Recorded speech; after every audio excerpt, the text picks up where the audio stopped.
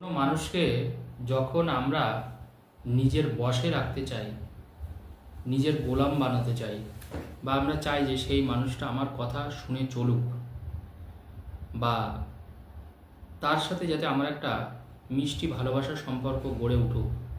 কিন্তু কিছু কিছু ক্ষেত্রে দেখি আমরা যে অনেক সময় সম্পর্কর কিন্তু একটা বাঁধনটা কেটে যায়।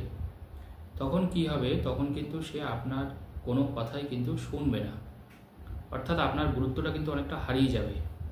এখানেই কিন্তু তন্ত্র মন্ত্রের গুরুত্ব কিন্তু আমরা বুঝতে পারি। কারণ তন্ত্র মন্ত্রে জানবেন হাজার একটা বশীকরণের নির্দেশ কিন্তু দেওয়া আছে। যদি আমরা সঠিক নিয়ম মেনে সঠিক উপাচারে যদি কাজ করি, তবে অসম্ভবকেও কিন্তু আমরা সম্ভব করতে পারি। তো যখন আমরা দেখব যে কোনো মানুষ আমাদের থেকে পুরো দূরে সরে চলে গেছে, বা আমাদের কথা শুনছেই না, বা আমাদের সাথে কোনোভাবে যোগাযোগ আর রাখতে চাইছে না, যদি সত্যিকারের সেই মানুষটাকে আপনি ভালোবেসে থাকেন, যদি সত্যিকারের সেই মানুষটাকে আপনি চান যে হ্যাঁ, সেই মানুষটা আমার জীবনে আবার ফিরে আসুক, বা আমাকে আবার নতুন করে সে ভালোবাসুক।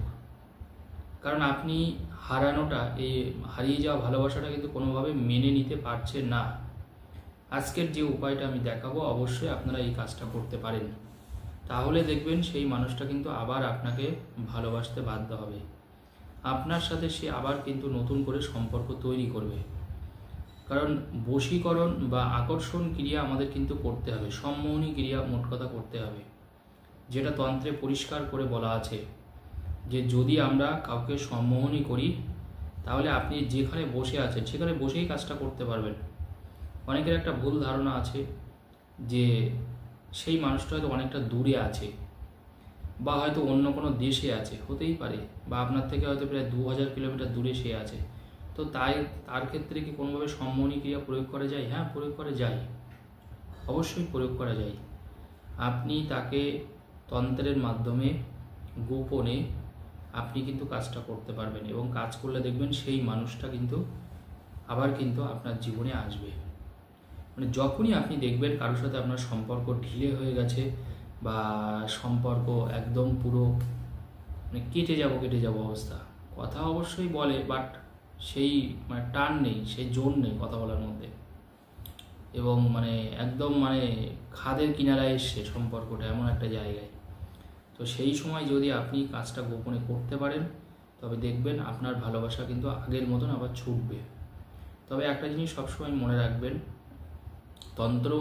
মন্ত্র মানে হচ্ছে দৈব শক্তির সাপোর্ট এবং বিশ্বাস। অনেক মানুষ আমি দেখেছি যে তারা কিন্তু ভরসা বিশ্বাস অতটা করে না, আবার তারা আমি যেটা বলছি হয়তো সেটাও আপনি করছেন, করার দরকার নেই। যারা বিশ্বাস ভক্তি করেন না, ঈশ্বরকে বিশ্বাস করেন না, তারা এসব করবেন না, কারণ তারা করলেও কাজ নাও পেতে পারেন আপনারা। যারা সত্যিকারের ভরসা করেন, বিশ্বাস করেন, একমাত্র তারা করবেন, তবেই কিন্তু আপনারা কাজটা পাবেন।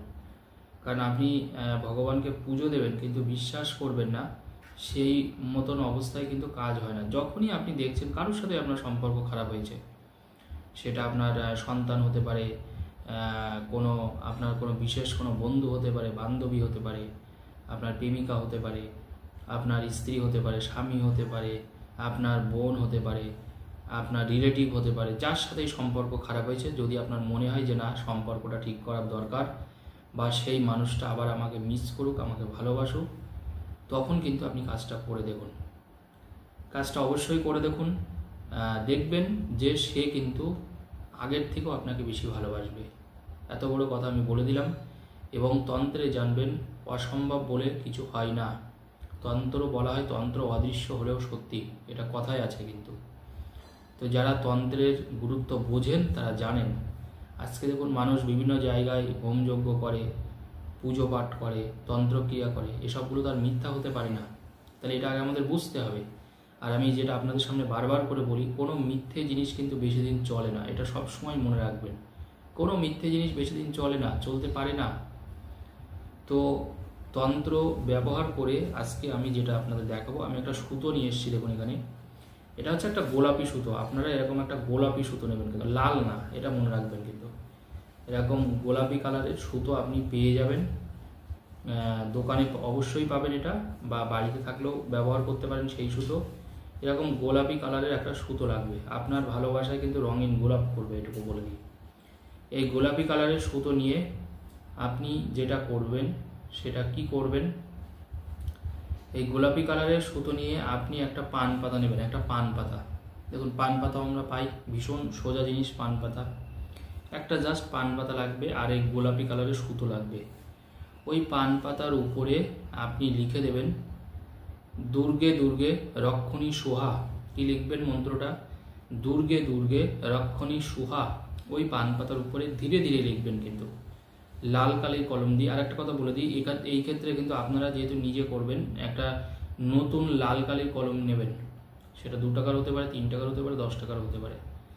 আপনার যা সুবিধা হয়, মানে আগে ব্যবহার করেছেন এমন কোনো কালি ব্যবহার করবেন না। যেহেতু দেখুন, যখন কোনো শুভ কাজ করা হয় নতুন জিনিস দিয়ে করলে ভালো হয়, তাতে উপকারটা আমাদের বেশি আসে, কাজটা ভালো পাওয়া যায়।